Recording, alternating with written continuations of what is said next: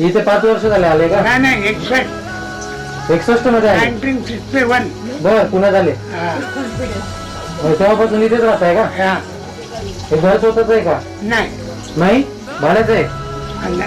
मित्रच आहे. मित्राचं आहे का? हा. तसाच दिला राहायला. आता जेवण वगैरे कसं खर्च करता? आता मी खातो ना. स्वतः बनवता का? हा. कुठून आणता किराणा? हा. किराणा वगैरे कसं करता? राशन भेटतो. राशन काढलं तर ते भेटतो. ते त्यांनी चालतो. काम काय करायचे आजोबा तुम्ही? पहिलं भाजी विकायचं. भाजी का?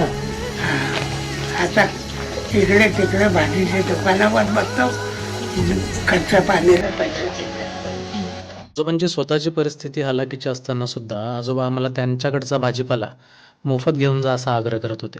त्यावेळेस पुन्हा या गोष्टीची शाश्वती झाली की माणूस पैशाने नाही तर मनाने श्रीमंत असावा. आजोबा व आजोबांसारखे अनेक अनाथ वृद्ध आज 2 वेळच्या जेवणासाठी सुद्धा झटत आहेत आणि त्यांना मदतीचा हात देण्याची जबाबदारी माझी व तुम्हा सर्वांची आहे.